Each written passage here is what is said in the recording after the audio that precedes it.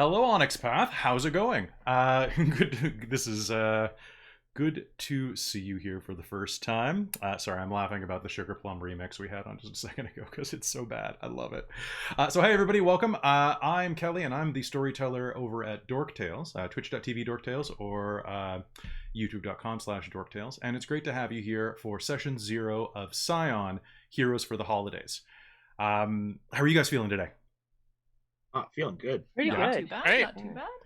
Yeah, This it's is fun. going to be a fun little chat session where you get to know us, you get to know the characters that are going to be coming, and you kind of get a sense of what the plot is going to be as we kind of roll into our little 5-episode mini arc.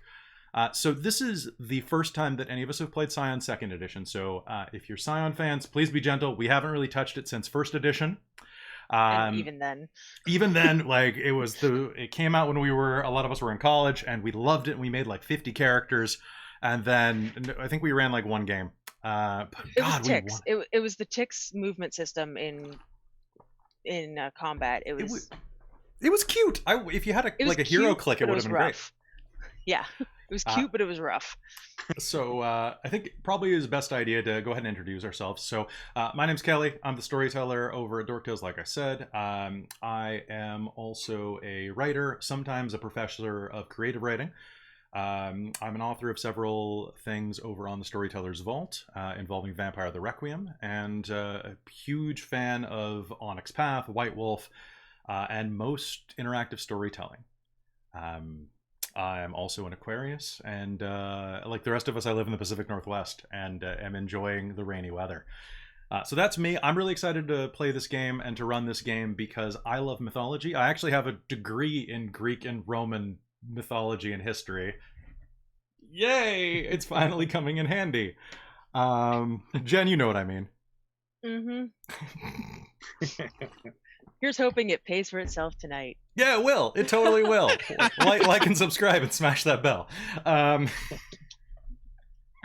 we're really excited to be here on Onyx Path. A big thanks to the Onyx Path team for having us. So I'm going to pass the ball over to Christine. Hi. So I'm Christine, as you just heard, and yeah, this is really exciting. Maybe this will kind of involve my degree too. I'm a history and anthropology major, and yeah, I've been doing these sort of games for, I guess, about 6 years. Nice. Oh yeah, since I dragged you into a LARP. Yeah. Since I got pulled into a LARP and shoved in a room with no idea what I was supposed to do. It was a Mage the Ascension Oh, LARP too, so hey, even better. But no, this should be a lot of fun. I've actually never played or built for Scion before. Well, that's not true. Technically, we did build, but We did that build was for the a long time ago, Ragnarok and we Yets, but that didn't happen. And so we never maybe, played it, so maybe next time. we didn't have time. But I have played a lot of Werewolf and Mage, and I quite enjoy it. And in fact, you can check that out by going to our Twitch, where we do play Werewolf and stuff. And you can see me there because I play in almost all the Dorktales stuff. All right. Should we also introduce our characters? We'll do another round of that. Okay. All right. Otherwise, I should So just keep going. let's go ahead and pass it over to James in the corner. All right. Hello, Onyx Path, and everyone on the Twitch channel. I'm James. By trade, my degree is definitely not going to be applicable here, or at least as long as something doesn't go terribly, terribly wrong. I'm a computer scientist. I'm a computer scientist and an educator by trade. So I teach things like 3D modeling and computer programming and stuff like that. In terms of gaming, I've been around I've been gaming for a very long time, and actually Kelly here was the one who got me into all the kind of World of Darkness, Onyx Path kind of stuff in university. Get us all into it. I do what I can. It's all Kelly's fault. I'm a cult leader. It's fine. It's fine. And it was a LARP too, so this may be a growing trend. It was also a Mage LARP. You're right. No, it wasn't Mage. It was Vampire. It was the Sabat game. Yeah, Oh, that the game. Sabat The game. one with the crocodiles. Alligators? I don't know if it's crocodiles. I remember Dale bursting into flame and everyone Yeah. standing I around remember that stunned one. and Dale and I burst was like into the one who flames a just lot pulled in out my LARP. gun and started being like, "Why are we not shooting this guy?" Bam. That was my first LARP too. Was that your first LARP? Really? That was my first LARP. It wasn't Well, my first game, but it I was remember my that first LARP. someone was playing a city gang girl from Louisiana, and they turned into an alligator at one point, and I think they ate Dale's remains. Probably. That Well, sounds I about think- right. I think it was his sister, actually. But anyway, let's keep going. Anyway, that's me. Yeah, I think that covers it. This will be my first time kind of building and playing Scion. I've done a lot of other World of Darkness games, but this will be the first time with this one. So, should be fun. Sounds good. So let's pass down to Jen. Hey, I'm Jen, and I've again, Kelly got me into gaming several years ago. I say several, like it, wasn't more than that. It's like 2. It's fine. It's like 2, right? It's a number of years. 2 is a number. Yeah. So the power of it too. My first game, I think, was I think I played in a couple of random D&D games, but my first World of Darkness game, which made me fall in love with the systems, was Old World Hunter. Oh, yeah. Where my character did some terrible damage and then died a horrible death. It was a great one shot. That's Hunter. Right? You're a grenade with a pin pulled. Go have fun. Yeah. But yeah, and I'm in the Dorktales werewolf game. That's actually going to be on this Sunday. Busy weekend for us. Yep. And just kind of in my regular life, I'm a library technician. I do a lot of research and looking for books and information. And I'm also a member of the Society for Creative Anachronism, which, big history buff here. And I'm hoping to, use that Greek and Roman studies degree for good and not evil. Well, your library, always use it for evil, but your library tech degree has been really good at going through the Scion books and finding all the little rules that they've updated. That so much cross-referencing. There is a lot of stuff in these books. Like, I have a feeling that these books are very front heavy, and that in play they are going to run swimmingly. Yes. But I feel like that there's a little bit of an entrance. Yeah, part of what I found, at least reading through, is it's so similar to most of the World of Darkness stuff that we're used to, with tiny changes that's going to throw us for a bit of a loop. Yeah, so please be gentle with this if you're watching. Yeah. And I actually did run a Scion first edition game once. It was a one-shot at one of the cons. Was I in that one? Because I was playing a radio talk show one. sex therapist who was the child of probably Laszlo Teodor, I think. Yeah, anyway. He was nice. Yeah, I actually wrote some short fiction about him. It's good. Nice. Yeah, so I ran it once, and yeah, the combat system was what made me not want to play it. But they've gotten rid of that now, so this looks... They have. It's great. They streamlined it. It's fantastic. Nice. And then finally, let's pass it over to my boy Mike. Hey guys, super stoked to be here with Onyx Path. My name is Mike. I've been in the dorktales channel for quite a number of years now. Kelly got me into gaming like 7 years ago when he threw me into a LARP and said, "Here, act." And it was great, and it's awesome, and it took me to where I am now. I am the guy who always has autofocus issues with my webcam, so I'm always holding up a book to refocus myself. It's all right. We get through it. And you're not an actual cat. And I'm not an actual cat. I don't play a tabaxi in any game. Some people on YouTube have been confused. Yeah, I don't play a tabaxi in any game. My headset just has ears because I like headsets with ears. Also, curiously attached to my headset, this is head tracking software, hardware. So that's just there. But my daily life, I run an auto detailing shop, and I'm a pilot. So my education has zero impact on this game. That's not true. You guys might how to detail a car. Dude, we are starting in an airport. That's true. But Like you are incredibly relevant. But my character has no skills in flying a plane. Not until you use your legend. Ooh. Yeah, That's just steal a plane. You wouldn't download a plane. You would if you were a Scion of... Which one are you a Scion? Anyway, we'll talk about that in a minute. We'll talk about that in a minute. But anyways, that's me. Again, super stoked to be here. Yeah. All right, so Heroes for the Holidays is going to be an adventure that I'm going to take you on that is going to cover... Basically, it's a road trip adventure through the mythic the mythic, I was gonna say Midwest, but basically mythic America, like the Eastern Seaboard. I'm not going to spoil any of the details for you. You're going to spend a lot of time in the South and like kind of up into like Pennsylvania, New York area, that entire swath right through there. I'm inspired by a bunch of stuff in this one, and basically this short chronicle is going to be a cross between a couple of things I want you to use as touchstones. One is kind of the old Bing Crosby, kind of like the traveling movies. You know, like any of the Christmas romps, like I know this isn't his, but like I'll Be Home for Christmas or anything like that. So if you've seen the movie Dutch with Ed O'Neill, this is my touchstone, but no one besides me has seen that, so I didn't want to use it. It's also mixed with kind of a little touch of supernatural for the road trip serialization and a big dash of Hercules the Legendary Adventures. So my goal is to make this story very vibrant, very high octane, give it a lot of humor and a dash of kind of like that American Gods vibe without making it overly dark. I'm going to save most of my darkness for like my World of Darkness games back on my channel. For this, I want this to be kind of like a Christmas epic.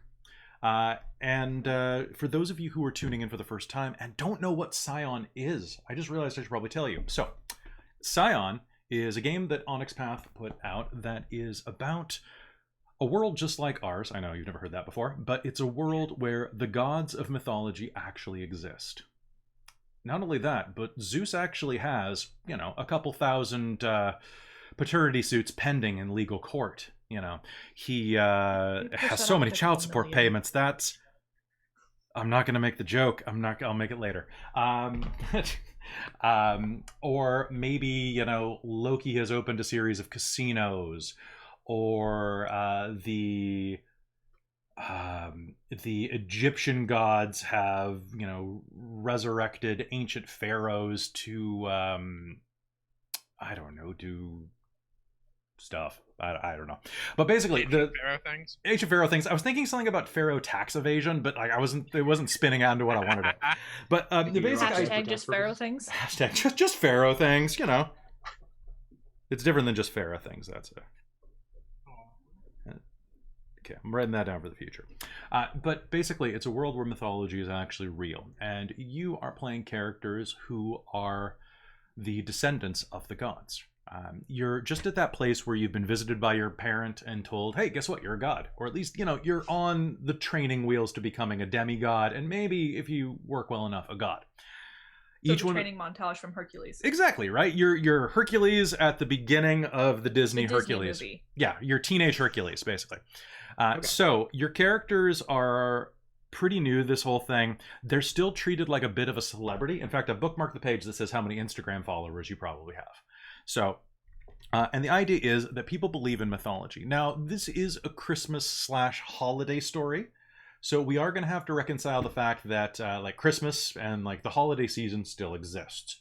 We are leading harder into Yule than we are into Christmas. And we're kind of glossing over a lot of it to make it a little more accessible and a little more thematic to this story. The basic purpose of Scion is that you're playing this person who's endowed with the powers of the divine, and are put on the road to do epic things, literally epic things, for your divine parent. Because if they get tied up in mortal affairs too much, they end up getting caught up in something called legend binding or fate binding, which means that their destiny is kind of locked. Think Ragnarok, think any prophecy. If gods don't touch Earth, they don't get prophesied. So they send their kids to do it so they can get prophesied. Mm-hmm. It's the smart way to be a god. So you're going to be confronting things called Titan Spawn. Titan Spawn are basically the bad guys. They're creatures created by divine beings that don't really have a set personality. So like the Titan of wind, the Titan of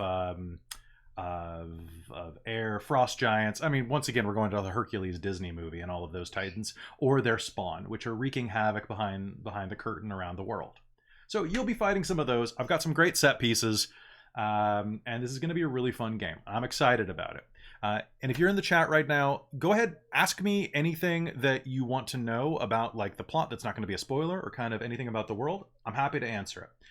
But while I'm saying that, players, do you have any questions that you want to ask to try to like get a sense before we start talking about your characters? I have no idea. You have no idea. That's great. This is my first time ever doing anything Yeah. Scion related, so I'm super new to the whole thing anyways. Well, and Mike, you said that you were really excited to play this because you actually get to play someone who like represents your heritage too, right? Because you're playing. Yeah, exactly. Because you're Algonquin, right? I'm Ojibwe. Ojibwe. Sorry. Yeah, so I'm actually playing an Ojibwe character, which is kind of neat. That is kind of neat. Well, why don't Yeah, do you want to that's pretty cool. start? Do you Sure. want to tell me about your character and how to pronounce his name because someone mispronounced it for me once and it's stuck in my head because All right. it was So it is- Brock. Of course, it was Brock. It is actually pronounced Agima, Ogima. Gagne. You know, See, going with I had that a friend classic- pronounce it Gagner once because that's what happens when you roll up the rim on Tim Hortons cups. Where Oh yeah, most you of us are Gagner, Canadian, Yeah, and it's hey, did you Gagner? yeah, you Gagnered. So it's Gagne, right? Gagne, yeah. Like Gagne West. Yeah, like Gagne West. Okay, good. That's the, And so he is an Ojibwe, on the American side of the border. Of course, my people don't really recognize the border anyways because we're just Ojibwe. But he's basically a character. He grew up in a pretty bad reservation, and got into casino industry, and now kind of runs an organized crime syndicate out of a native casino. okay. And who's your parent? All right, Who's your daddy? And what does he do? My daddy, he's a not a very good trickster god. Tawaskara. He is the evil or the bad of the twinborns there. I can't actually pronounce the good one's name. I don't want to butcher it, but yeah, my daddy. It's like he's the one- Yosheka? Yeah. something like Yoskeha? that. Yeah. And so yeah, Tawashkara he's the troublemaker. You know, kind of like the native Loki. And so throughout these games, of course, the usual way for Americans to refer to First Nations or Aboriginal people is in the American Indian. Me being Canadian, I tend to prefer First Nations or Native. So even though Indian in this sense would be a correct way to say it, I'm still going to be referring to him as either First Nations or Native instead. So. Okay. Well, why don't we go ahead and just make a decision to do that then? Yeah. I mean, fantastic. I'd probably default to that anyways Yeah. because that's how Same. I grew up. Yeah, same. exactly. Canadian. Like being that we're all Canadian, Yeah. it's you don't Well. really you only really hear the Except for that one exception up top. I'm an exactly. American expat, but it's Yeah. actually a really interesting thing because, like, Mike, you and I've had discussions. I think, you're a significant portion more Indigenous than I am. I'm like an eighth or a 16th, depending on who you ask. about 50%. Yeah. So like I'm like a tiny sliver, but I've had some and I don't look at it all, but I've had some very interesting conversations being a scholar, right, and talking about like Indigenous history and having Canadians try to argue like, oh yeah, First Nations of Canada. I'm like, we're talking about the Cherokee, bro. Like that's not Right. That's not the First Right. Nations. Like they like go read from the 1970s. Read Redskin. White Mask, I think it was. Like read this stuff. Like go educate.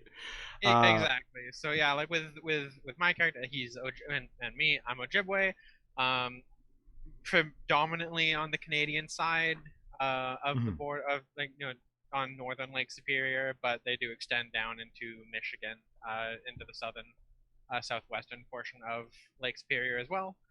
And so it kind of going on the fact that my character's kind of from Chicago. which is very fortunate because that's actually where the game is going to be starting. Exactly. Cool. And is there anything else cool about your character you want to talk about? What are you thinking about for your outfit? You gonna get like a cool necklace or a hat or something? I'm just gonna go with a suit. Okay, cool. Wait, weren't you gonna have a tomahawk as your character? Didn't you have like a tomahawk as a weapon, or was that your gun? I do have a tomahawk. Did you have a tomahawk in real life? It broke. Oh, okay. It broke. I wasn't being last time stereotypical. Mike has actually brandished his tomahawk a number of times on stream. Yeah, exactly. I do have a tomahawk. Last time I was out camping, we were throwing it, and the blade came off the handle. Oh, that sucks. And I haven't gotten around to buying a new one yet. So for now, I'm tomahawkless. I'm hoping to change that soon. But so my character uses a tomahawk for close range, and he also uses a rather large caliber rifle for long range ballistics. And that's a spirit rifle, right? Spirit rifle that he calls the Spirit Savage because it's a Savage Arms rifle. Nice. Of course. God damn it. Exactly. And this is a game of puns, right? This is a game of oh my god, guys! I made sure that all of the player characters had punny names. If you couldn't tell, when you get who their god is, like literally, Mike's name means winner. Yep. And the other funny thing about my character's main rifle is, it's also a hammer space rifle, and so he kind of just pulls it out of his pocket. Oh, you've got the collapsible one. It's an actual knack, or something. It's attached to the rifle, and yeah, it's hammer space basically. Oh, that's cool. It's hilarious. He's just like, yo, what up, chest pocket rifle? Hi guys. Someone frisks you. You got nothing. Oh, that's great. That's great. Okay, so who wants to go next and talk about their character? Sure. Okay. Okay, so I'm playing Machiko Ventura, which her daddy is Bishamon of the Japanese pantheon. I actually had that page up. Yeah, Bishamon, my favorite Digimon. So God of Fortune in battle is a defender of laws of the Buddha and one of the seven fortunes. And your first name literally means fortunate child, so yes, it does. And then Ventura, adventure, essentially, right? Yeah, so his purviews are for the book at least are epic dexterity, fortune, prosperity, and war. Is he a monkey god? I seem to remember actually really give an image of him. I seem to remember, but anyway, sorry for interrupting. Please keep going. They're all in human form regardless, so I do not know actually if his image I thought he had something to do with animal monkey, but I think that might be a different guy. Sorry for interrupting. Potentially. So Machiko is half quarter Japanese, to give a reason for why that pantheon is what I'm using. So I think I was thinking it would come through her mother's side and her father would be American. But she is a member of the American Armed Forces. Oh, so Bishamon's your grandpa? Essentially, yeah. Okay, cool. So, godly daddy, but not direct daddy. So you were kind of like double adopted, right? Or something like that. Because like Scions can do that, like virginal gods can adopt and like totally steal. So we'll find out about that in a minute. That's cool. Yes. So I am not American, so please keep that in mind when I play a character that is supposedly part of. I think I picked Marines. And yeah, you're an enlisted Marine. Sort of thing. I don't really know the American system of armed forces. I barely know the Canadian. I can help you with some of that too, by the way. For the most part, what we're doing is that for this adventure, she is on leave. Yeah.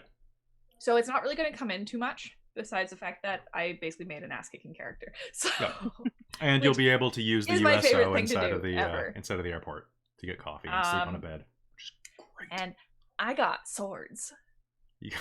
I got a sword. I also have a gun.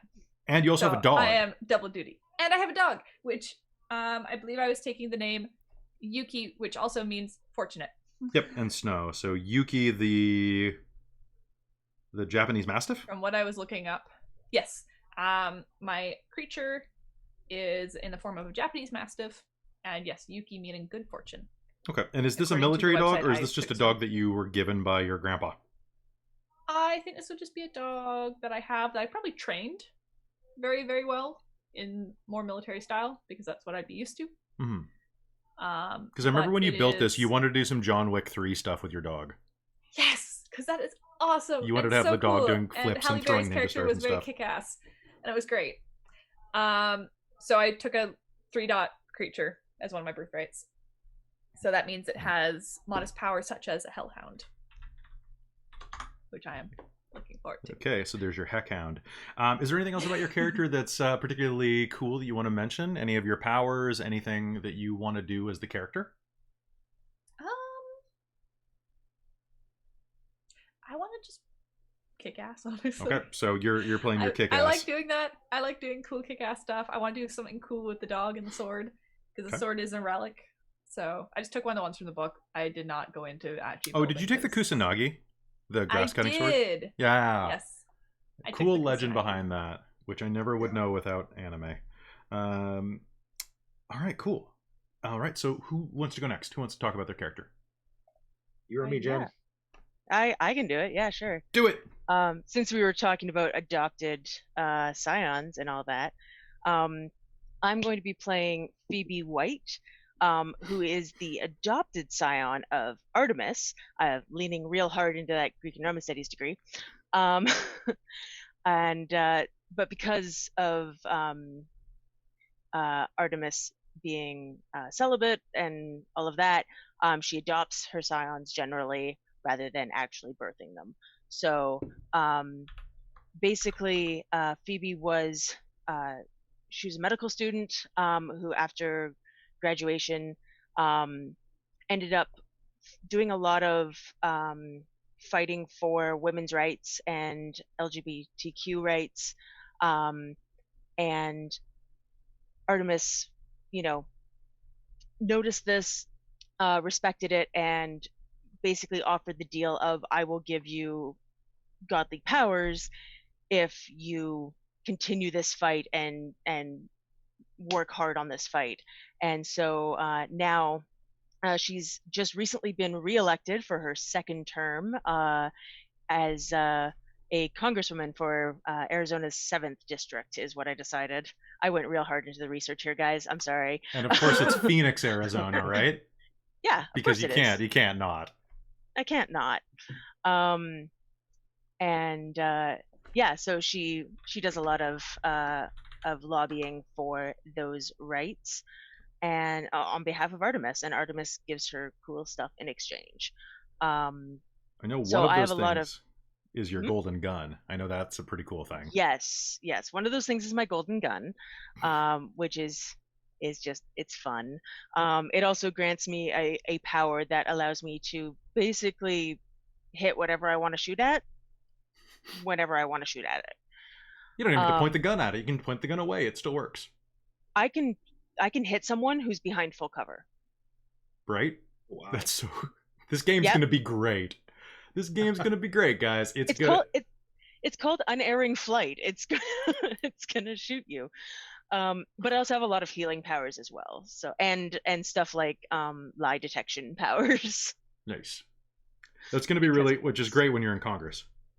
Right. How do you even manage to stay in there if that's pinging off all the time? You're just like, I only turn it's not on all the time. okay, that's useful.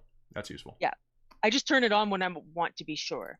Cool. I do have a lot of dots of empathy, which also helps me with figuring out if people are lying. Nice. And so, like I said, before the chat, like, we do have a very political character here. If you're watching and you don't like politics, we're not going to get into it too deeply. This is character backstory, and if it comes up, it's going to be directly related with that character and just kind of that character's politics. So if you are interested in pursuing something like that in a scene, Jen, that's fine. Mm-hmm. But we're not doing this to like engage politics with anybody. That's not the point of this stream.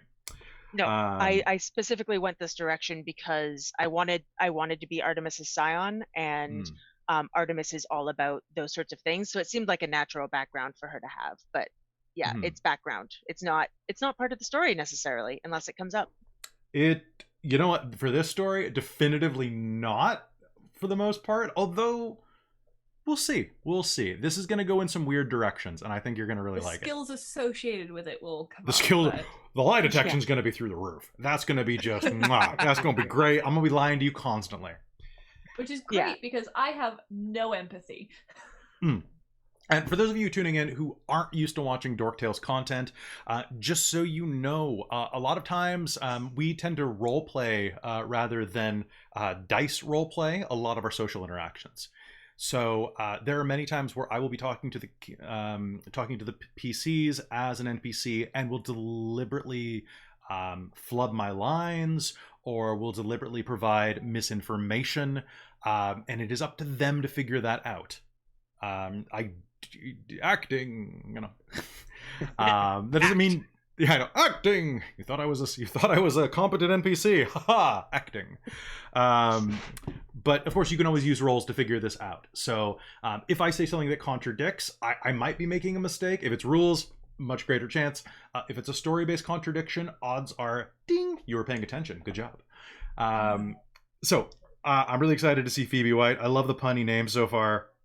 What is mine's more subtle, but what is Phoebe? Phoebe means I can't remember exactly. Isn't it virginal or something? It's something like that. Because you're basically virgin white, I think was the joke. And I think that is the joke, yeah. And then we've got fortunate child of adventure, and then we've got, I don't know what Ugima is. No, we were punning mostly off winning. Off of Gagner? Yeah. Sorry, God, yeah. You're rating for Bright. What's that? That's what I'm seeing for Phoebe. Oh, Bright winner? But also Phoebe was a epithet for Artemis. Oh, that's right. Because because that's the way that Greek mythology works. It's got the epithets and the cow-eyed Hera. That's all I can ever remember from class. Because that was always the example that the professor used. Cow-eyed Hera. And the wine dark sea. Something here is saying that Phoebe the Titan was a grandmother of Apollo and Artemis as well. Oh yeah. Yep, there's another layer. Yeah, Mike, what's up? So I knew we had picked Ogima for a reason. And that in combination with Gagne basically means king winner. Oh, okay, yeah, that's right. King winner. Or chief winner. It's like king, chief, leader. Nice. Chief winner. Yeah, chief winner. And that you work for a casino is just extra funny. Yes. So that's where all the punniness came in from there. It's been a while since character creation. Some of this stuff was logged way back in here. We originally were in talks to come and do this before it was a Christmas game. Like back right around March when 2020 started to really like heat up. And then this ended up getting backburned for a while. So we're coming back to characters we built in April. Which means that they're brand new characters, guys. It's gonna be great. And finally, I'm gonna pass the ball over to James. James, tell me about Aaron. Hello, I'm going to be playing Aaron Faychild, who is the son of the Dagda, the Red Lord of great knowledge from Celtic mythology. So as a character, he's going to be kind of big, loud, friendly, salt of the earth, rich drink, rich food. Let's have some fun with it. And just kind of take the best part of life. As a person, he is a bit of a wanderer. He travels around. He's basically makes his life as a wandering food critic. He just walks into like fine barbecue joint with his kind of cameraman behind him and being like, let's do this. And you're basically godly Guy Fieri, right? Yeah, godly Guy Fieri. I haven't really watched much of Guy Fieri stuff. Go watch Guy Fieri. He's so nice. Oh, it was really good. Yeah, he's amazing. Yeah. Or go watch Anthony Bourdain because like Saint Anthony. That Anthony, I've been following up on more. God, he was so good. He was so good. But anyway, that's who he is. He's going to be kind of a rich, melt into every situation. He's social, but he's also mighty in his own way. I mean, he's probably not as like potent as the rest of you, but I've got this baseball bat, which I think I can send things damn near to orbit with. Like I can't really. I'm gonna send you to meet my father. Oh, it's gonna be like the baseball bat out of Smash Brothers. Oh, really? I was thinking it was like the go. baseball bat off of that episode of Homer at the Bat, the lightning bolt bat from The Simpsons. Oh yeah. I don't remember that one. Are you kidding? The one. So Homer, like a tree gets struck by lightning, and Homer carves the branch into a baseball bat that can't lose. It's Nice. so good. It's so good. Okay, that's it. We're gonna pop on Disney Plus after this, and let's go watch that. Which I was reminded, looking at my sheet, Mike, your piloting skill will come in handy because you can tell me what the hell I'm doing if we ever end up piloting, because I have pilot. There you go. I can walk you through it because I am actually a licensed pilot in real life as well. So It's true. Well, and remember we that go. pilot also covers drive and all of those That's skills. true. And dog sleds, as we discovered in Rime of the Frost Maiden. yes, Oh, we nice. did. And I think we figured that regardless of the fact that my character does not fly as part of her job per se, like she's not piloting in her position in the military. However, she was also a military brat. Probably did something similar to Canadian cadets, Probably, yeah. in which you can learn to fly. So Yeah, I didn't know that. Nice. All right, back to Yeah, James. we- James, what else about Aaron do we need to know? So he's a nice big dude. Travels, has like, Right. I think one of your birthrights is your followers, right? So you've got like the camera guy, camera crew that are like Yeah, these immortal cameramen following you around. I've got the cameraman following me around, and I have friends everywhere. Like fans just kind of come out of the woodwork, and it's like, yeah, come on over, let's do some stuff. And so I'm good at opening dours. I'm good at like picking up on background stuff as it's going on. Like I just have an intuition about how things work that I can use to kind of pull secrets out. And it's almost impossible to keep me away from anything. Like, I'm just looking at the kind of stuff I can do here, and it's like, if there's a place I want to go, I'm gonna get there, Nice. and you just can't stop me. But yeah, as a person, he's been left home at a pretty young age, but knew what he's doing. He's like, oh yeah, I just wanderlust, just go. He had a good family life, didn't have anything particularly concerning out there, other than dad kind of wandered onward pretty quickly. But after that, yeah, he's just been living it, loving it. So the purpose of this game is that you guys are going to be brought together by a mythical event that is happening in O'Hare International Airport in Chicago. So you are all going to be traveling through on the holiday. I think game is going to start on the 22nd or 23rd of December, like in world. Which, of course, if you've ever been to O'Hare, is peak time. And by the way, we're using Mythic O'Hare because I've been to O'Hare Airport in about 5 years. And the last time I was there, it was still that weird retro future where all the equipment was way larger than it should have been and had these giant mad scientist levers. Now it's all shiny. I sent you guys that 4K tour today, and I'm like, damn it. It was so ugly and beautiful. I miss it. So what I need to know is why you are traveling through Chicago. Why you are going through the terminal and probably have a layover or a transfer or something like that when you get nabbed over to enter the plot. So I think Christine and Jen, your characters probably have the easiest route, which is actually everybody but Mike has the easiest route because you're traveling wherever, James. You're probably on your way to or from DC, Jen. Yeah, probably because I'm probably heading back to Arizona for Christmas time. home for the holidays sort of thing. And right? then that's the same thing with Christine, because if you're stationed overseas at all, O'Hare is one of the hubs of the US. You fly through Dallas, O'Hare, Atlanta, LAX, or Seattle. Those are the big ones. Well, and this stuff you were saying this stuff is fairly well known in the world. Yeah, decently the so. double demigod People believe in it.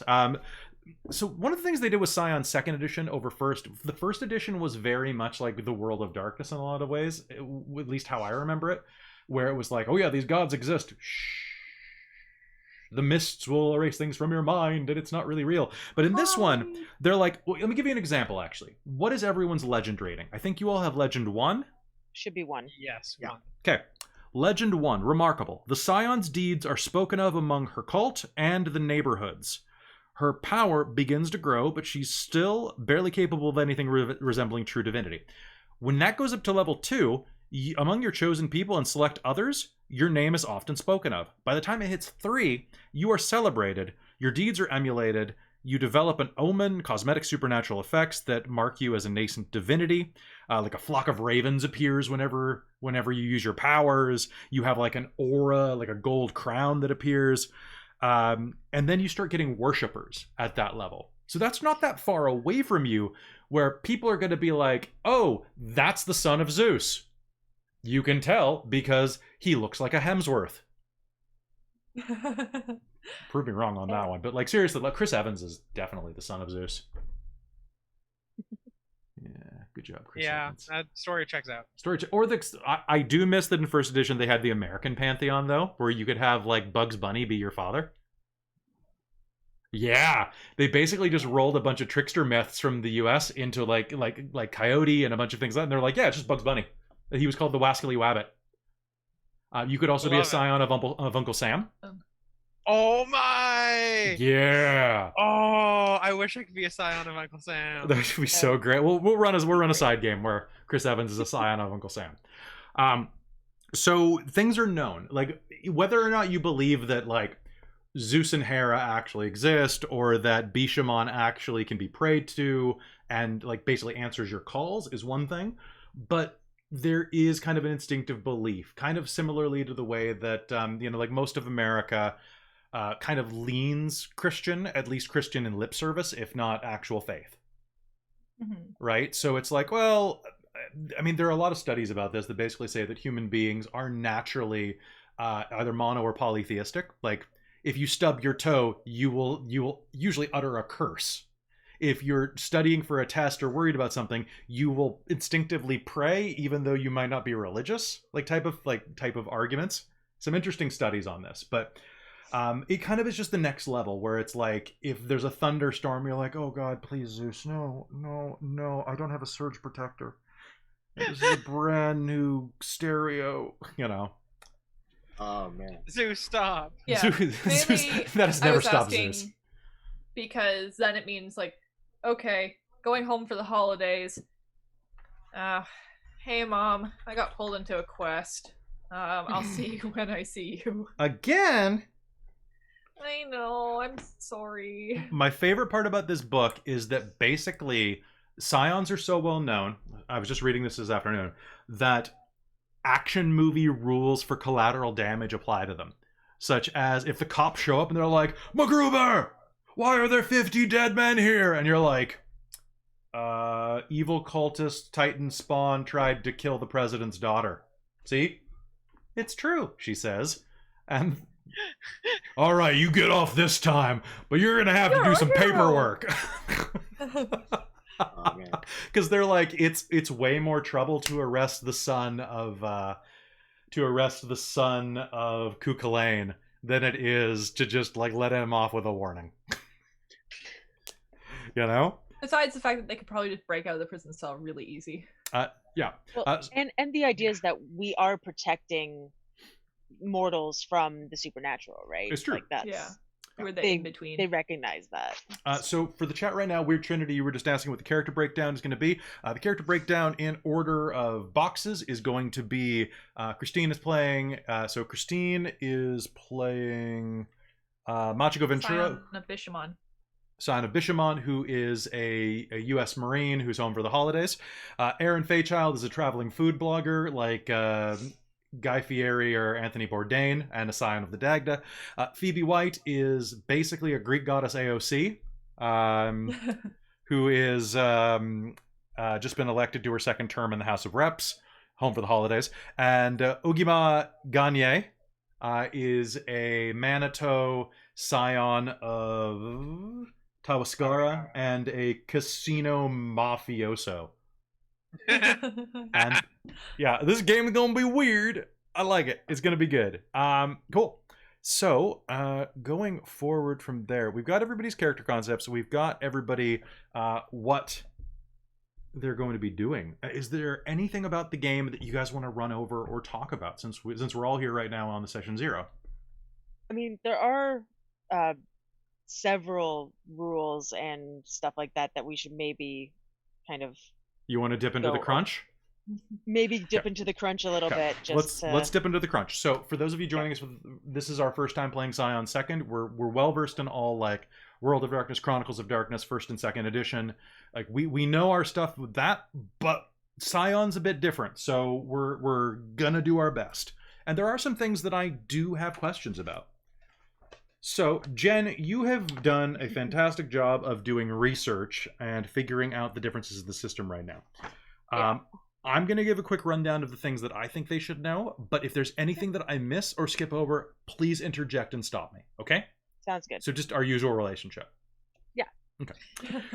All right, so, guys, you may notice that on your character sheets, there are some things called approaches. So your approaches are the way that you were used to dealing with things. Those are like your force, your finesse, and resilience, okay?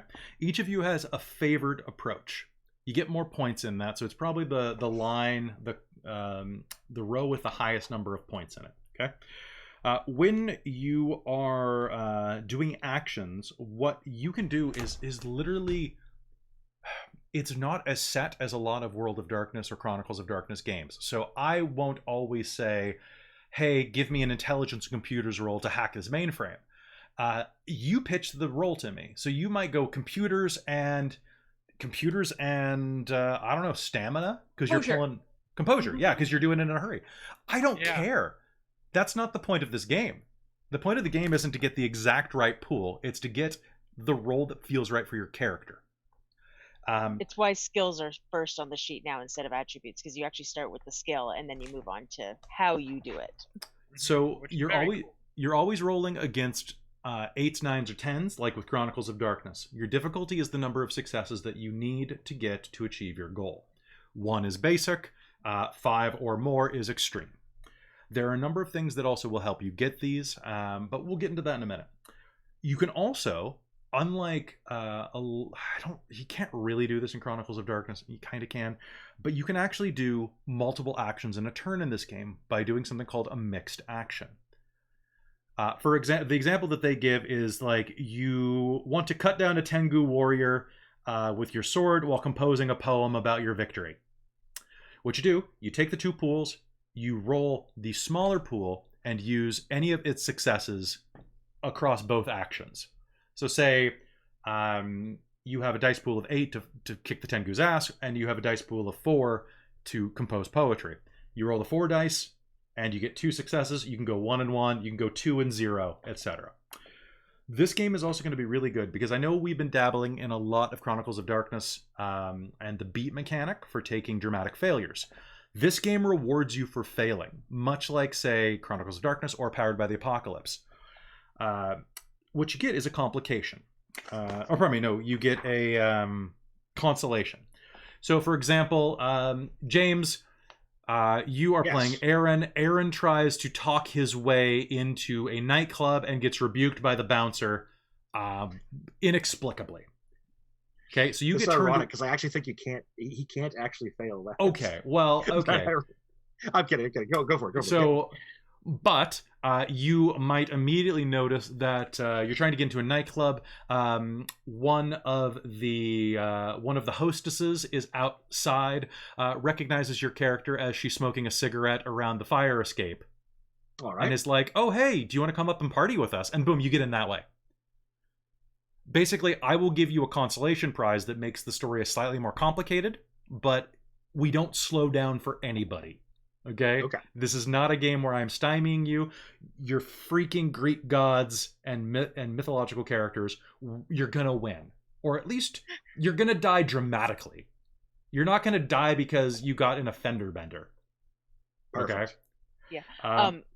just from what you said about Powered by the Apocalypse, it actually is this weird mix between Powered by the Apocalypse and World of Darkness, because it's way more story driven than numbers driven. Which I really like. I'm very excited about that.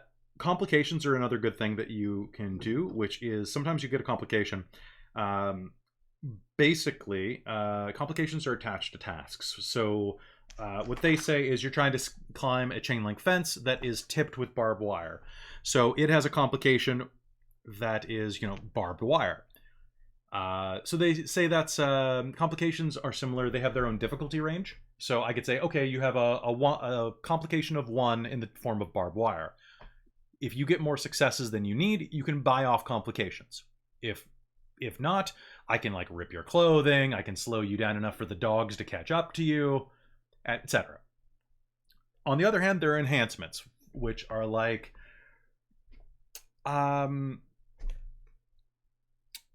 you have to make a sniping shot, but you have a magic gun. So it's kind of a moot point, right? It gives you an enhancement. You're trying to win in a race, and your car is sentient and, is Knight Rider. I guess the car was Kit, never mind. So you're the Knight Rider in that case. You're David Hasselhoff. Yeah. You can also help each other.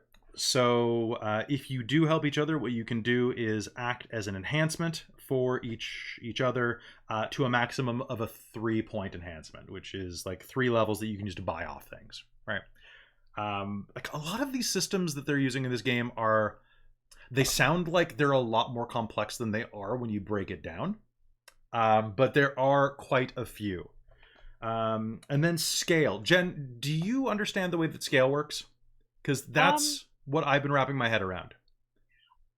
I mean, it's rough. I do have it mostly written out, and so from what I can tell is, you can apply scale to like in terms of power differences, and so if you want to pit us against a Titan, that would be a much higher scale, and would add a certain amount of difficulty to any roll.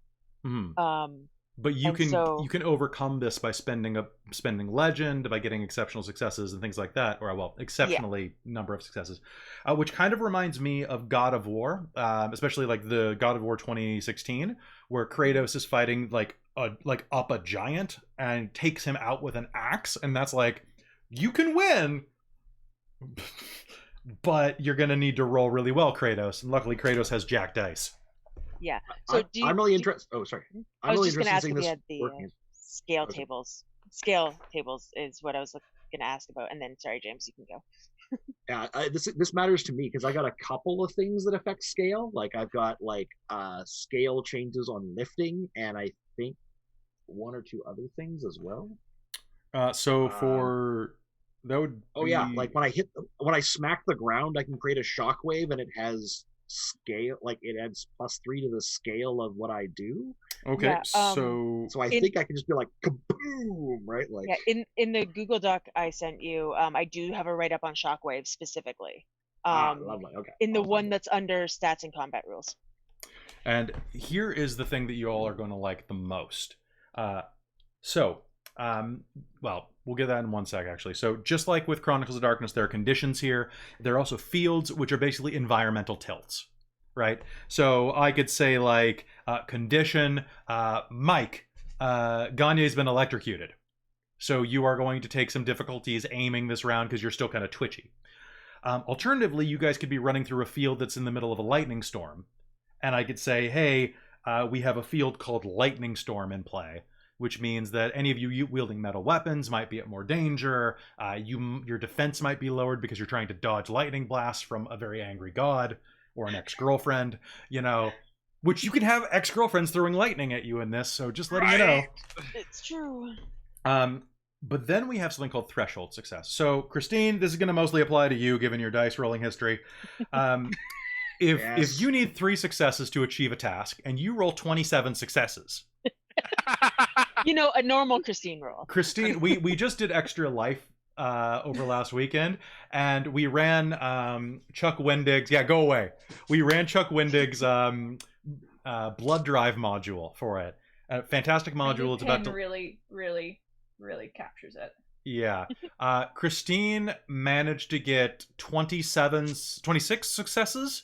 23. 23 successes against the antagonist of that, at which point I murderated that vampire. And she was using anti-vampire rounds. So it was just... It Are you sure she's not a To be Scion? fair, Christine is a Scion, yeah. I had firearms 5 and dexterity 4. Your character was Goobs. Your character was Goobs. Her defense really lowered my pool. And the vampire was Gibbs. I'm pretty sure I risked willpower on that one too. So, but in this case, so Christine, you need 3 successes. You rolled 6. Okay. That sounds legit. Those 3 successes don't just vanish. You can spend them to do something called a stunt. So stunts have to do the following, and we'll give you a table for this. They have to link back to the success of your action. So they can't just be like, I spend a stunt point to have a plane fly overhead and distract them. That doesn't make any sense. Okay, unless you make it make sense. Narrate cleverly. They must affect a different skill or attribute combination than the one you used.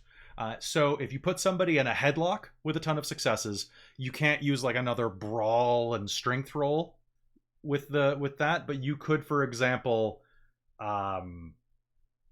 throw them in front of a car, or you could intimidate them. Weapon? Yeah, you could use them as a ranged weapon.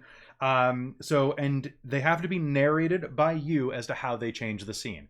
So if you guys are trying to get into that nightclub that said that Aaron couldn't get in, and Christine punches the guy guarding the door, you could also choose that you're going to spend your stunt points to send him through the front door, thereby unlocking it.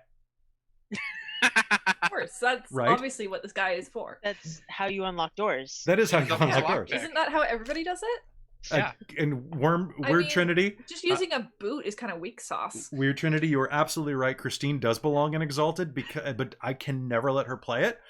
Christine, Exalted is a game where you sometimes have like 30, 40, 50 D10s. That's the one. Oh, D10s. Yes. Well, I do have 50 D10s now. It's the big white book on the shelf, if you ever want to look through it. This is like old Shadowrun, but scarier. Yeah, because you're a god and also an anime character. So you can also use complicated stunts to make things more complicated for others, or you can... Basically, there are 3 types of stunts. Stunts that make enhancements, stunts that make things complicated for other characters, or stuff that make things difficult for people to harm you. So, stunts are great. We're going to use the hell out of them. It's going to be a lot of fun. And then Twists of Fate, which, Jen, you did research here. I was looking at Twists of Fate today, and they are my favorite part of this game. They're super good, yeah. But they say that things change when you get into the heroic level. And I was having trouble finding... Is it just legend that we're dealing with at that point? Give me a sec just to go over this. While you're looking that up, I'm going to talk about Twists of Fate real quick so that people know what I'm talking about. Twists of Fate are my favorite thing. You guys are in a story. You are mythological characters, whether or not your character thinks they are. So the way that it works is Twists of Fate are things that you can use to... You make a roll and you spend your successes to add or remove one detail from a scene that I have just introduced. Okay? So you walk into the S&M club. The music is pumping. The DJ is calling for people to enjoy themselves. And there is there are young women in bikinis walking around with trays of alcohol and drugs. Okay? The Yakuza boss at the back glares at you angrily. You can spend points to basically add or remove things. You can't delete things from the scene. You can't say, well, the Yakuza boss isn't there anymore. But you can say, that Yakuza boss is actually an old drinking buddy of mine. You can do that. You can also say that, yeah, there's a Yakuza boss there, but we're about to get raided by the police. And they kick in the door right now, and they're not going to come after me because, I don't know, you can figure that out. You can also add things... Yeah, wrong person, right? You can also add things to the scene, like the person you're looking for is right there. Now, of course, depending on how much narrative tomfoolery this creates, and whether or not it ruins the fun, you can't just be like, oh yes, the mystery artifact that we're looking for is literally on that coffee table. Yoink. That's not fun. It's not fun. Yeah. But you guys have, like, you can do stuff like, these are my favorite. Okay, I'm just going to read the ones out of the book. The Mook's gun runs out of bullets just as they point the gun at your head. Sirens are heard in the distance as the police arrive on the scene.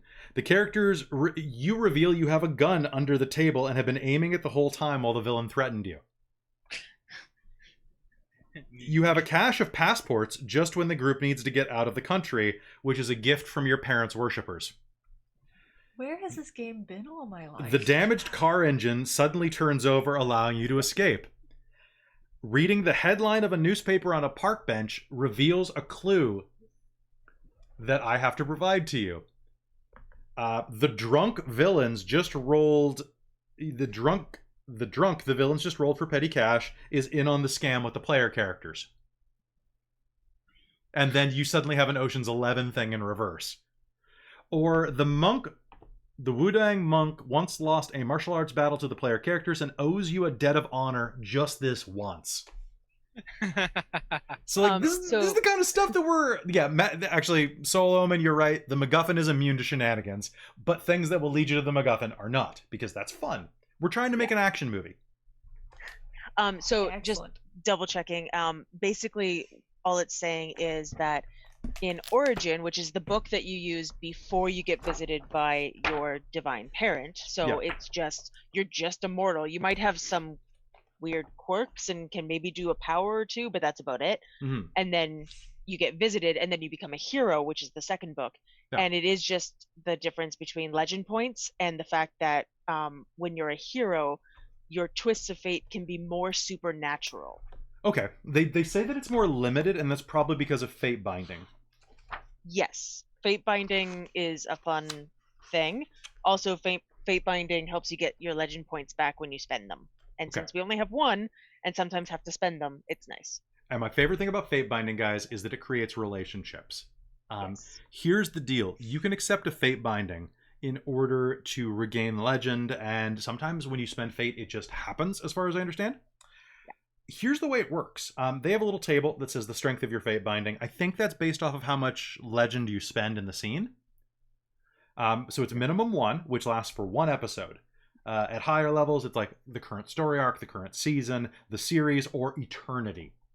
Or eternity plus new game mode. Okay? So, for example, who wants to be... I'll use Phoebe. So, Phoebe, you use a legend point in order to get a 1-up on a...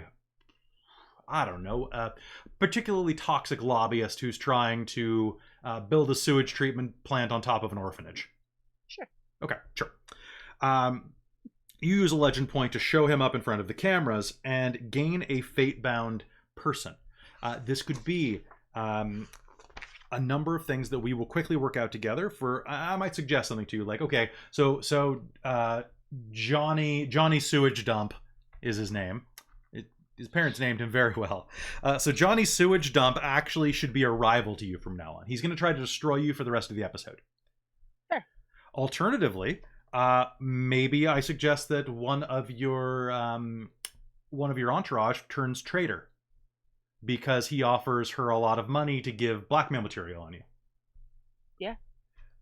Or maybe you have a paramour. Maybe he falls in love with you, or maybe the director of the orphanage falls in love with you, and they, work together with you. You have a montage and wake up in their bed, right? Or share a chaste kiss under the moonlight as a thank you, right?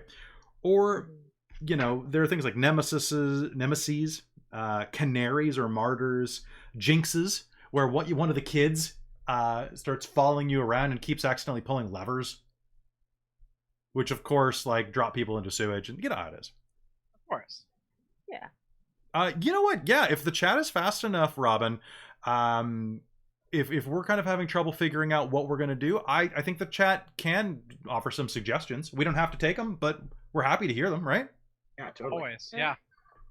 So these are really great. They allow your character to figure a lot of cool stuff out and make drama, which we're here to tell drama and make stories. No, it's the other way around. We're here to make drama and tell stories.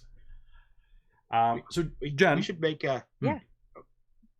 James, I you? was going to say just a quick little thing. We should talk to Mike about making movie posters for this. That's true. Well, I need that'd those. be fun. I need those photos of you guys. So I need your. I've got Jen's, and I need your other character photos by Tuesday for our intro. Yeah. And so if you're I joining will us for try the and have first, that probably on Sunday. Okay. 'Cause I have to play with a wig. sounds good. So guys, if you're joining us for the first time right now, I'm noticing the chat's ballooned a little bit. We are doing a session 0 meet and greet for our Scion game, Heroes for the Holidays, which is a Yule-centric game that follows these 4 god children as they romp around the mythic America looking for a MacGuffin, which I will tell you more about when the game actually starts. This game's going to be a lot of fun. It's going to be high action, and it's kind of starting to feel like a little bit like Big Trouble in Little China in tone, right? Like that kind of vibe. It's our first time playing Scion. We're all Chronicles of Darkness people. You can go check us out at twitch.tv/dorktales if you want to see our pedigree and look at some of our other games, so you know what you're getting into this. And we're kind of just going over like what to expect, the rules, and kind of a sense of things. Did I just hear 2? I don't know. Oh, it's Rick and Morty quote. Yeah, that's fair. Oh God. So yeah, and we're just kind of going over stuff right now. So we'd love for you to stick around and see us next Friday when we actually do it. And this game is going to be cosplayed and is going to be musically arranged and maybe even a little sound effect if I can. Actually, you know, with the new layout, I can absolutely get sound effects going. We can have punch sound effect, guys. So, yeah, hold on. I'm gonna get some punch sound effects going right now, actually, because I want to. Oh my God, this new computer is so good, guys. It's so good. I can't wait for my new computer. I can't wait for your new computer. I can't wait for your new webcam. Me too. I'm ordering one soon. So here we got some fight grunts. Oh, so you guys won't be able to hear this directly, only the chat will. But for example, I actually hit myself that time. Damn it! Sorry. I heard that one. Whack. Yeah, sorry. Yeah, was that a sound effect or? Ow! A little bit. Ow. Okay. Or maybe conjuring. Or an explosion. Everybody jump. It looks like we're gonna have to jump. So anyway, we're gonna have a lot of fun. You guys are gonna enjoy it. Ow. That's what you get for punching yourself. What do we say, Yeah, Kelly? you're not No supposed to do it stunts. for No more real. stunts. No more stunts. I have not ended up in the ER from a LARP stunt in a long time, Mr. James. That was an awful. Well, at least I read some of Game of Thrones, so That was a long time ago, and we won't revisit that. we won't revisit that. That was There's like a reason we had rules. Yeah. we had them. Yeah. Kelly is the reason we had rules. Okay, that's good. So what else do they need to know, Jen? You are my so rules. many things. Okay. Let's do it. Let's do it. Teach me, Jen. Okay, so the first thing is momentum. Momentum is our new willpower. Except it's a group willpower, right? It's a group pool. Also known as the Black Pool in that one singular instance in the book. Yeah. So basically, whenever all of us can gain momentum, and we can add it to the pool, and then we all have to agree if somebody wants to spend it. But you spend it on things like our knacks and fancy stuff like that. So similar to like in Conan, right? Like because the momentum pool there, or the That's very similar. Yeah. I like that though. You get up the energy going on and you just start smashing through every obstacle. Well, and if you fail, I can give you momentum as a consolation. Yeah. Oh, okay, that picks us up. Okay. For a lot of things, yeah. So you can spend momentum by adding dice. So you can spend 1 to add a single die to a dice pool before it's rolled. and it can be any player or even a storyteller character, but we have to all agree. And then you can also add an interval where you can spend 3 momentum to add another interval of time to a complex action. So you can give more time to work on something. Like you're defusing a bomb and it's like 5, 4, 3. You're like, hell no, this 3 is going to be a long 3. Yeah, exactly. And then you can also activate your knacks or some of your powers by doing it. You don't need another player's say-so to activate knacks, though. That's the only thing in spending momentum you don't need to ask for. You gain momentum by failing. James, we need your powers. Right? You gain it from here to serve. Consolation from a failed roll. Okay. If you fail a roll that you have a specialty in, a skill that you have a specialty in, you gain an extra momentum. If you botch a roll, they brought back botching. Yep. So if you roll 0 successes and at least 1 1, you botch, and you gain 2 momentum from that. And then there are certain knacks or relics or purviews that can additionally grant momentum depending on their write-ups. And if I'm not mistaken, I can offer you a botch as well if you just flat fail. Yes, you can offer us a dramatic failure. Yeah, so just like in Chronicles of Darkness, which is my freaking... I actually was on a Chronicles of Darkness Facebook group the other day, and someone was complaining about that. They're like, who would actually do that? That's so counterintuitive. And I'm like literally everybody... Fun. Like, it makes the game more exciting because you don't always win. Please mess up my character. Yeah, it's like, oh, do you want to dramatically fail? Yes! Yes, absolutely. Like, you mean I'll earn basically experience for this? Sure. Yeah, do your worst. Well, and they were also complaining about conditions, too.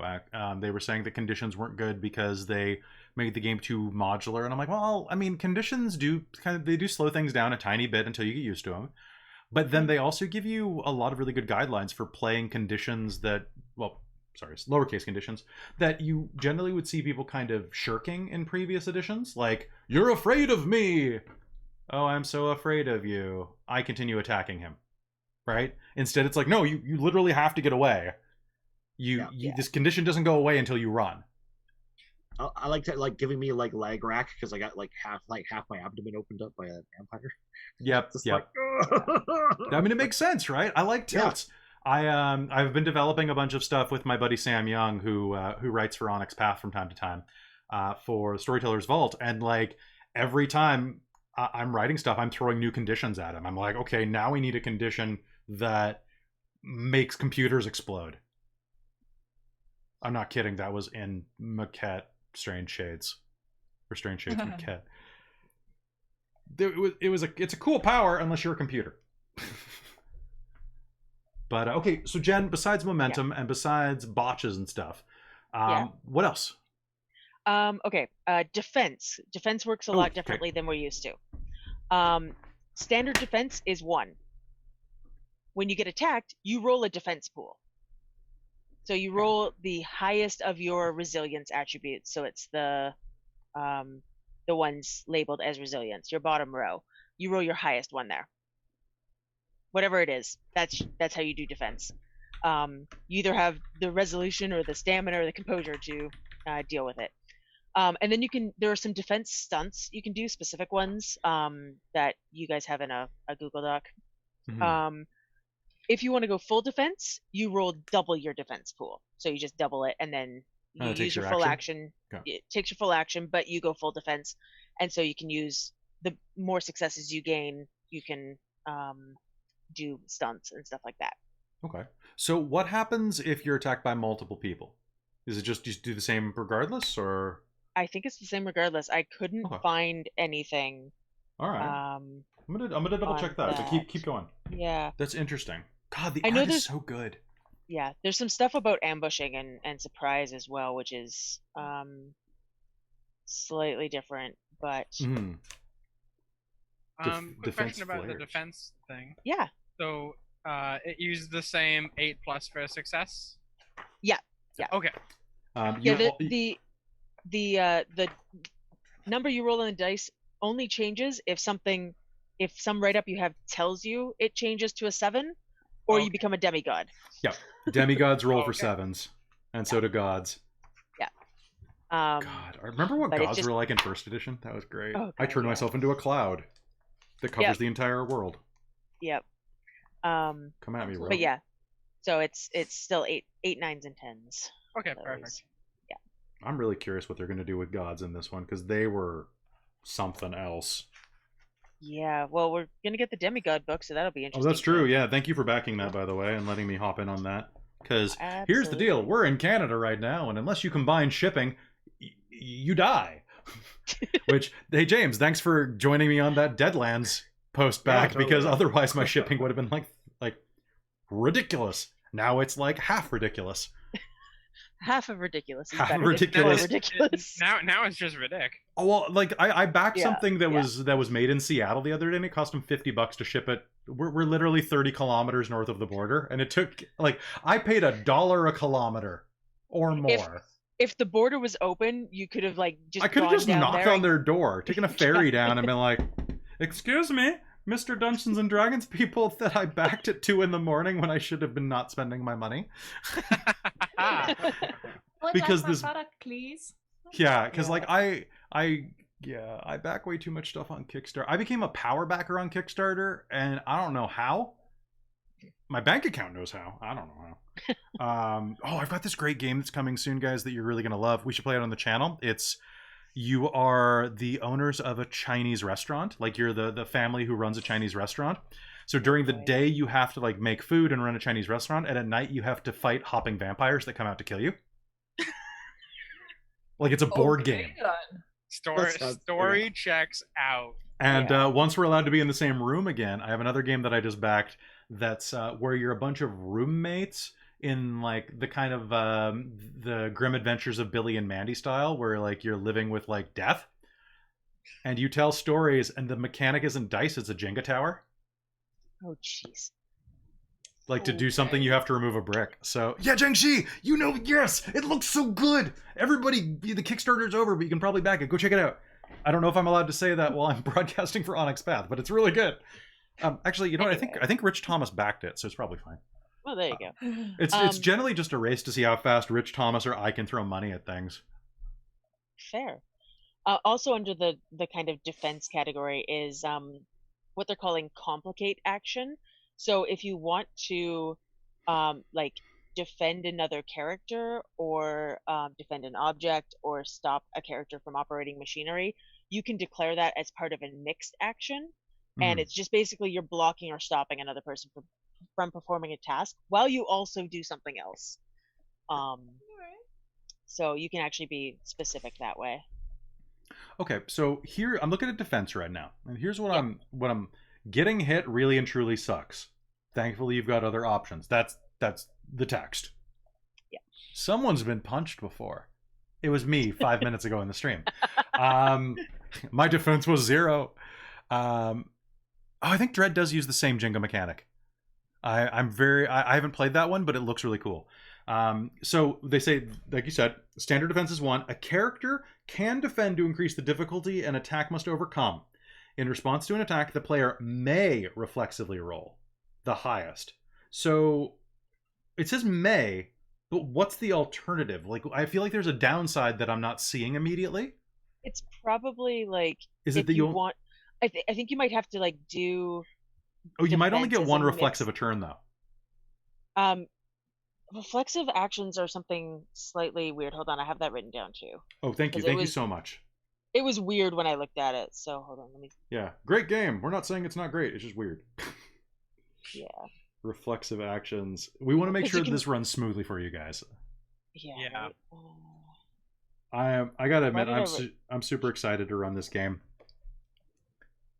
There we go. It's Okay, gonna be so- I'm super excited to play this character. So Yeah. So in first edition, reflexive actions were unconscious. You didn't even realize you were doing them. Hmm. In second edition, reflexive actions are very quick. You can still do any number of reflexive Okay. actions in a turn within reason, but they require conscious thought. Okay. So what? I just don't see what I think the. it might be the whole mixed actions thing, where if you're defending and doing something else, you may reflexively roll to defend, But Mhm. if you're doing something that you maybe don't want to do that for some reason, Okay. you don't have to. But you cannot full defend and mix action according to this. So Yes, that's correct. you can do normal defenses. So yeah, I guess unless someone tells us otherwise, that's the way we're going to run it. I'm probably not going to have you ganged up by more than 2 people each at a time. I think we're probably going to be using kung fu rules. You know, where a guy like they all do like line dance until it's time to fight you one-on-one. Yeah. Fair enough, yeah. But I'm going to be hitting you guys with big things too, because let's be honest, who doesn't want to fight a minotaur? Yeah. Like, we're here to fight minotaurs, true. damn it. And then there's me Very- chilling a mile away in a tall building or something with my rifle. Like, hey, Minotaur, what's going on? Did you like having a head? Glad it's gone. Oh no. Yeah. That's okay. I'll just send ghosts at you. That's Yeah, there okay. you go. Because you have a spirit rifle? Yeah. They have spirit bulletproof vests. Oh no! Oh no! Ping, ping, ping. All right. Oh god, that would be so dumb. I've got to do it. I've got to do it now, guys. Yeah, it's Yeah, you canon do. now. It's canon. It's happened. It's official. Yeah. Okay, so what else do we need to touch on tonight?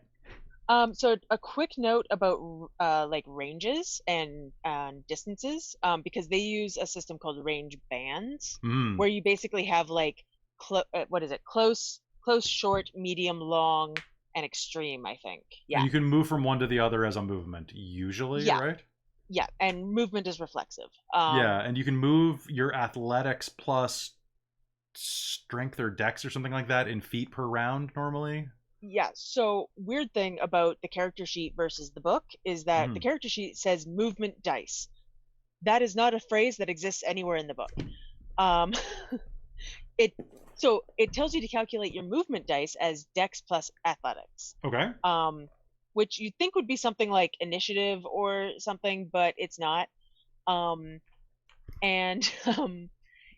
You what is it? In the book, movement dice.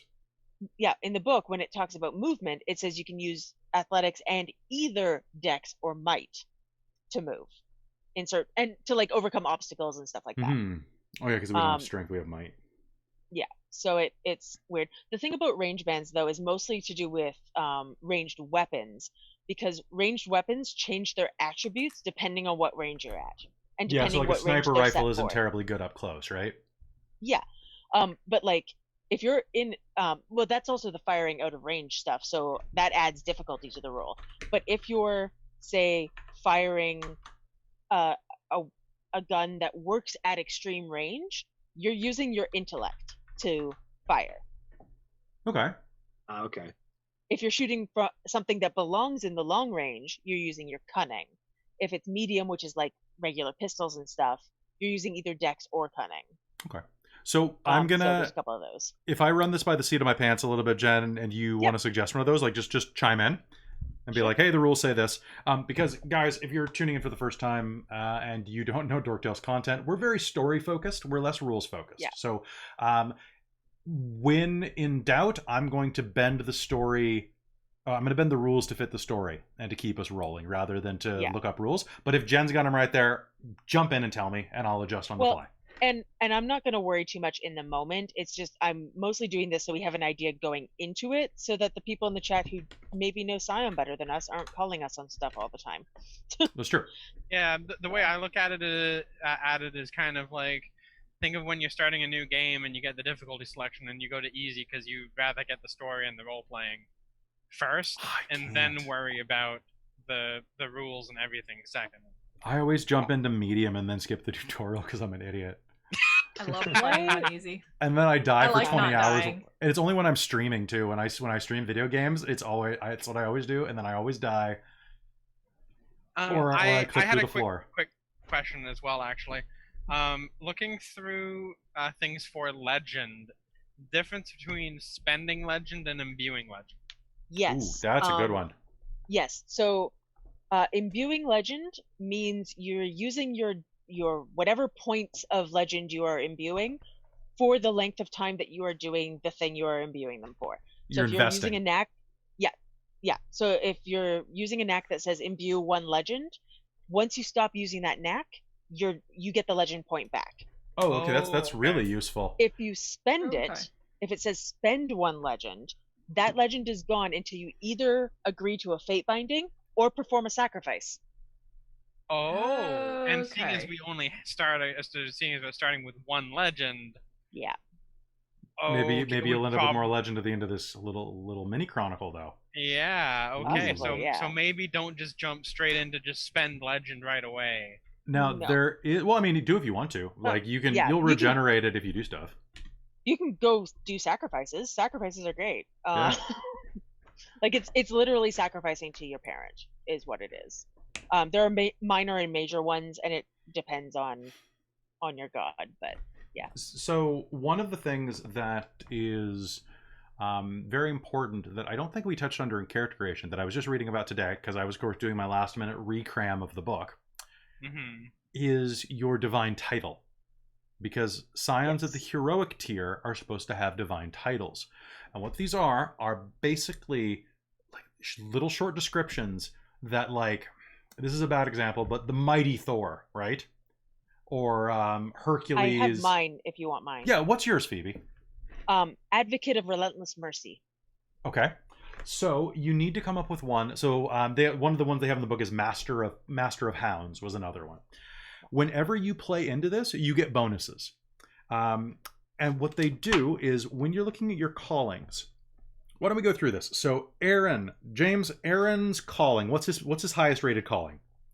My highest rated calling. Hold on, let me just jump over my sheet. Sure. So they have some examples of some words that you could use to come up with in the book. And I'd like it if we could come up with these today before we call it for the session 0. Or at least get some grease moving. Yeah, I'm Leader 1, Sage 2, Liminal 2. Okay, so Sage, some examples that they have are pupil, teacher, mentor, wise, riddle, puzzle, conundrum, clever, expert, academic, learned, liminal, traveler. There we go, done. You're going to take traveler probably. Or some synonym of that. Transition, alone, messenger, separation, outsider, guide, change, difference, driver, sailor, portal. So like Sinbad the Legendary Sailor would be. I think I took the wise and inspirational guide. Okay, that works. Christine and Mike, do you have one? No, I don't think we covered it when. Okay. So what is your Education. highest rated callings? What are they? Trickster for me. So Trickster and Warrior. Okay. So Trickster, transgression, subversive, antinomian, devil's advocate, cunning, liar, disguise, rascal, wit, chaos, criminal. So those are the trickster ones. You could totally be like, I mean, what would that be? The transgressing criminal of, or something like that. Like think about what you want to call yourself. That is that type of it's almost like a short definition of your character, right? Like the wily trickster of the wily trickster of fate, or the wily trickster of chance, or something like that. And then warrior, fighter, martial artist, bloody weapon, soldier, killer, murderer, insurgent, terrorist, sniper, undefeated, sharp, threatening. So that could be something like, you could choose something like the stalwart fighter of fortune. Is there something like that, right? So anything really works. Okay. Oh. So start thinking of some things, because that will apply. Chat, if you have any ideas, go ahead and throw them in.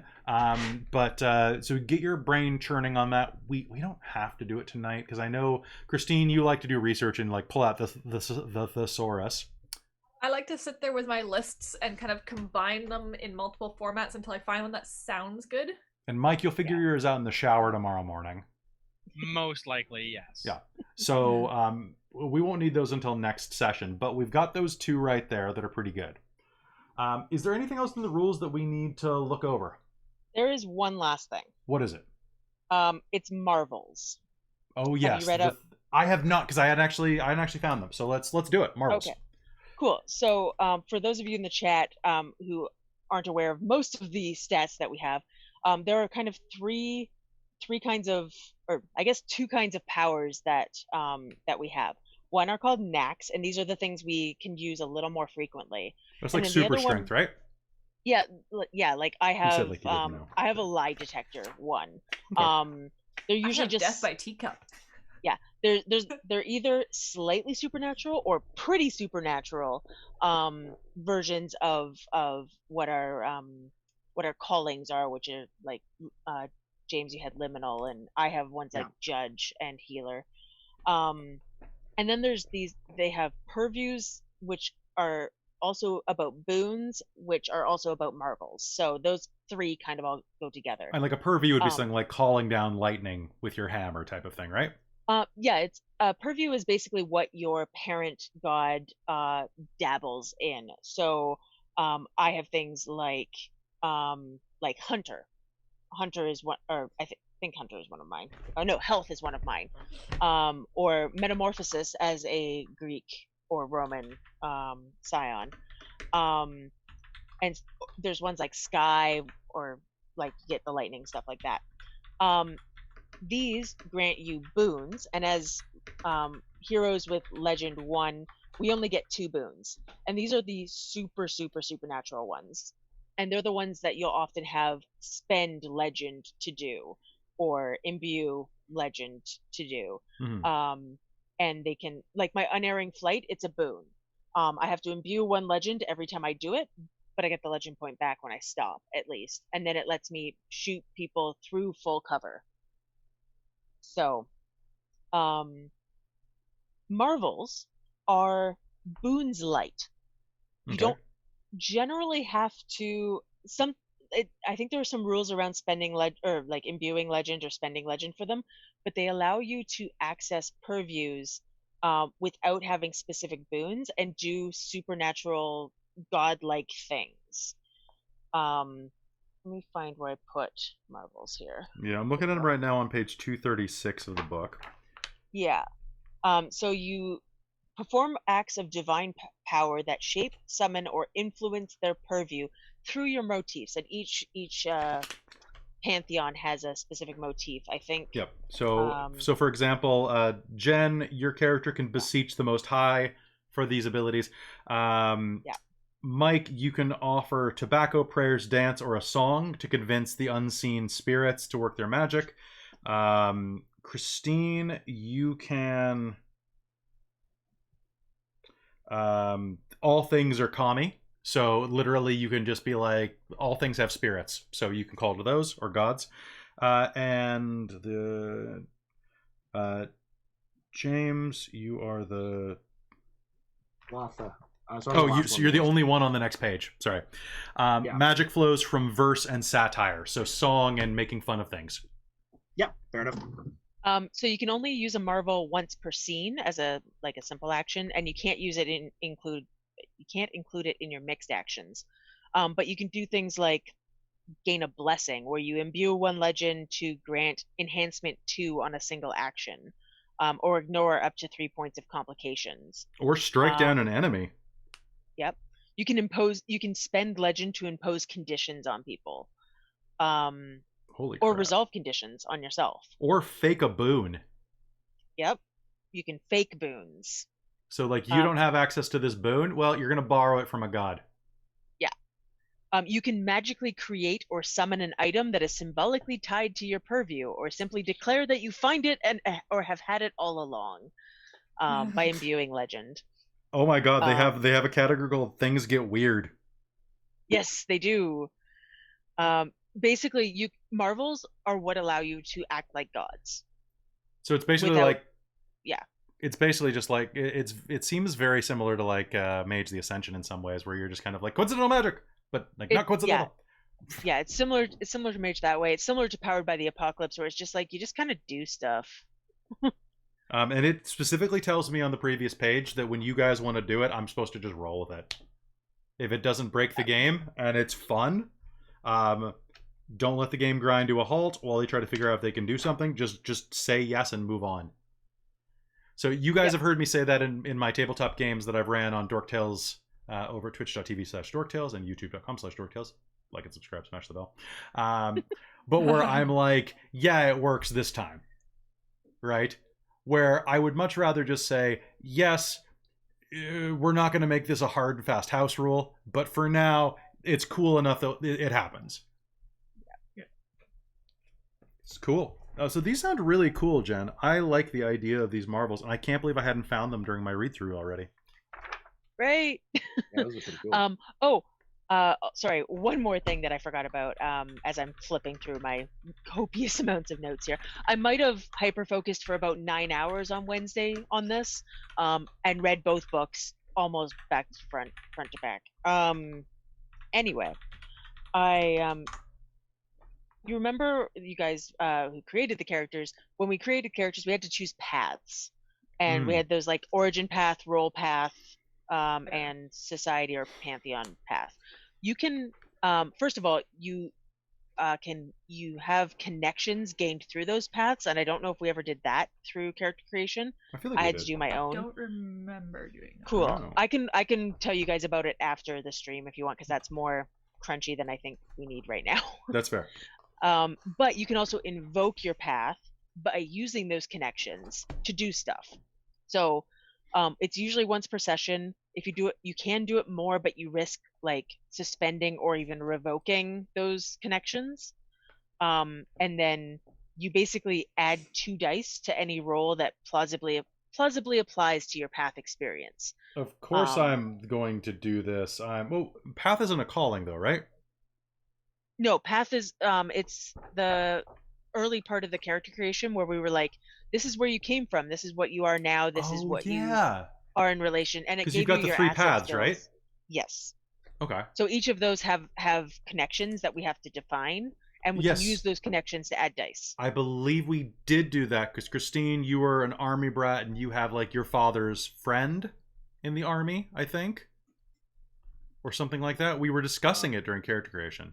We might have discussed it. We might not have finished okay. it. Okay. I think we started the discussion on it. Character creation in this game does take a discussing while. it. I've got some of it. Okay. Well, we'll double check after the stream, and then we'll make sure we have it by next Friday. But yeah, so you can use those to add dice to pools and stuff. Okay. Cool. I think that's everything I have. Fantastic. This book is it's complex, but the game feels like it's going to run really smoothly. I am very excited to be running this, and I'm very excited that we're going to be running this next Friday. And folks, tune in. It's going to be every Friday night at 8 p.m. There's no one after us, so the block is supposed to be about 2 hours. But if we run a little bit over, we're the last stream of the night. So I have been given permission by the powers that be to take an extra half hour if need be. I won't take an extra hour, but I can if I want to, apparently. Great. It's going to be interesting because I'm actually used to running games a little bit longer than that. But it's why I picked some of my favorite players, and we are going to have a really good time with you. If you have any questions about like what type of game this is going to be, or like how fun it's going to be, or anything like that, let us know in the chat right now, or better yet, you can go ahead and find us on twitch.tv/dorktales, and you can find us on our Discord as well, which, Amy, if you're in the chat right now, drop the Discord link, because I don't have it. Boop. And besides that, I think you guys are going to really enjoy the game. And I will say that I apologize that it's very Christmas-centric before Thanksgiving, American Thanksgiving anyway.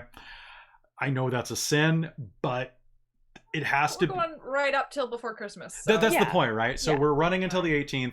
And in 2020, no one is going to care right now. We all need something good in our lives, right? That's true. Like, I'm going to start pulling out my Christmas decorations probably tomorrow to start decorating my desk space. Yeah. No one look at my background. No one look. Yeah, no, I like it. It's great. So we're going to be running every Friday at 8 p.m.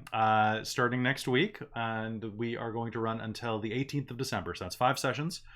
We opted to take Christmas off and in the stream on the 18th. But maybe if you ask nice, we can talk to Trav. Okay. No. Okay. No. Okay. Christmas is my holiday. That's true. Halloween is yours. I enjoy it too. Halloween is my holiday. But Christmas is mine. I'm the MF Pumpkin King, but yeah, I'm gonna be up island on Christmas night. Are you? So. Yeah. Yeah. All right. So, I think this is going to be really good. All I ask from you as players is to have fun, wear cool costumes, be ready to get in an adventure, and player conflict is great. I want you guys to play this game with a lot of yes but mindset, or a lot of let the other players shine as much as you. Yeah. I think that can be a problem that I've seen in other streams, is that sometimes people hog spotlight inadvertently, or maybe their dice pools let them hog spotlights by accident. So basically, if somebody starts an action and they don't ask for help, then don't. Yeah. Or and if Let you do them ask do for the help, roll. assist. Don't try to take the action over. And besides that, it is a little harder, and I know that there is occasionally some crosstalk because we are doing this remotely, so there is like that half-second delay that makes it more difficult to do things. We saw it tonight quite a few times, but it's just a factor. So, but we're all good at that. We're great. We're wonderful. We do this all the time on Dorktales. So, guys, I'm really excited for this. It's gonna be good. It's gonna be good. It will be good. Is there anything else we should touch on, or is that pretty much it? I think that's think pretty that's much about it. it. I mean, yeah, all of our used to us. all I of had our one cool character character thing stuff. to follow up on, but we can. Oh, Yeah, follow up. What I is just it? wanted to. Yeah, I wanted to get. I need a geese. I need some sort of binding that sits on me. right. Oh, a geese, you say? I know a geese. No. The No, He she just drain has, you need to he just get- has a follows me goose around. sitting on his head. Honk. God, Honk. that episode of Masks was ridiculous. I will cook it. It will Oh. cook Christmas you. dinner. Okay, so what do you want? I don't know. That's the thing. I have no idea what would be good for it. I was like have to like toss it up to chat and be like, so hey, chat, guys what do wanna you come up think with is something? his gaze should be? You must always tell the Ooh. truth about a meal. Oh, Ooh. you must always be honest about hospitality. Oh, that would be so. I think he largely would anyway. I know, but I yeah. think that makes you like you're a good food critic, but you're a controversial one because you'll tell people when they suck. Yeah, Yeah. I think you should take that. Not just a I'll meal. do Let's that. upgrade it to hospitality. Okay, so yeah. he's Yeah. the Gordon Ramsay guy for Yeah. Fieri. Yeah. Look, it's not. Yeah. But not in a yelly way, right? Like I'm just like, okay, here's how you could do it better, right? Gordon Like, You're just Fieri. this was in a terrible. brutally honest way. So Chris Diggy Blog just said can never turn down a meal or offer of drink.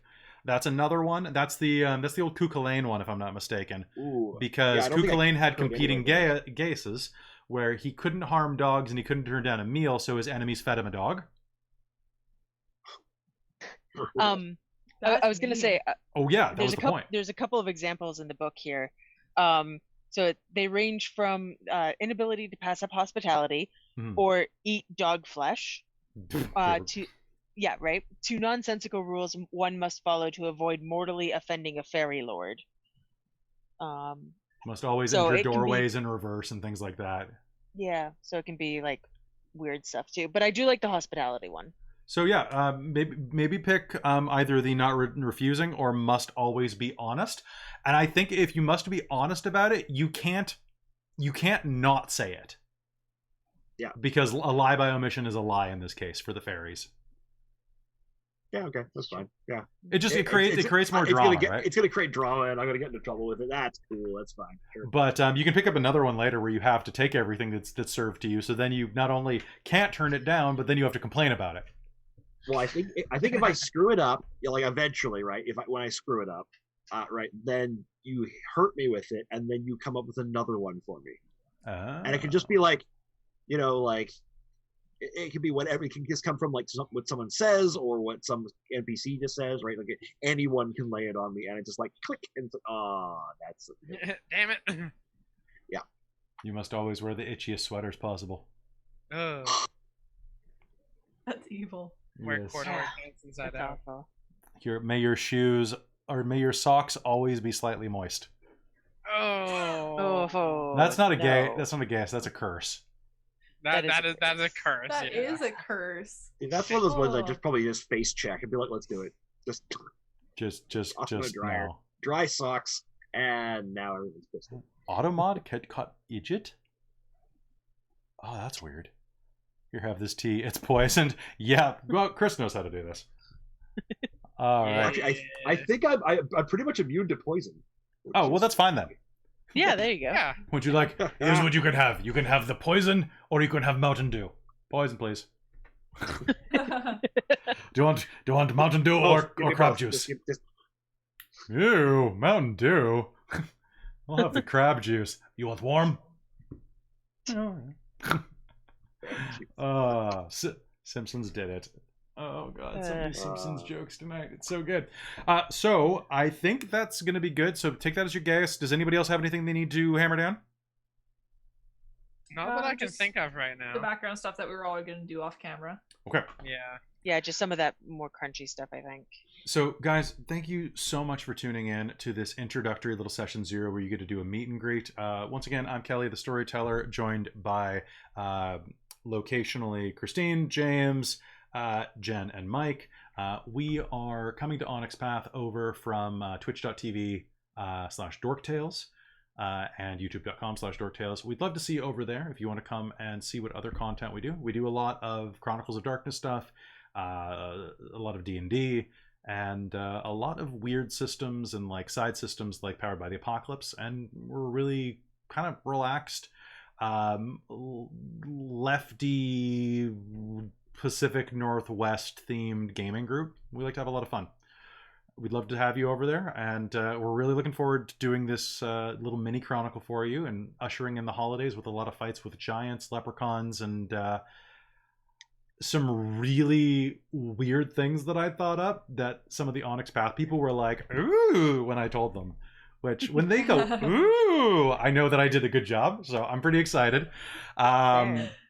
It's going to be kind of weird, kind of funny, and hopefully a hell of a lot of fun. I guess you could say it's going to be epic. It's the one time I can use that word. I'm sorry. So any last words you want to say before we head out? Have a good night, everybody.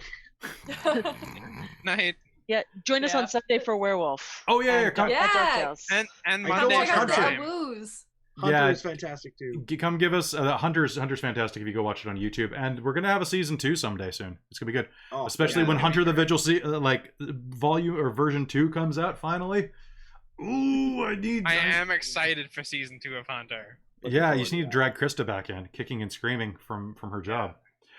So hey guys, go follow us and come check in with us on Werewolf on Sunday if you want. We're running Werewolf the Forsaken, where our all-female pack has just acquired what might be like a toddler werewolf, and it is, four werewolves and a baby. It's gonna be weird. It's gonna be fun, but we already had a dog. We didn't need a baby too. Oh yeah, we had several dogs. We didn't need a baby too. It's true.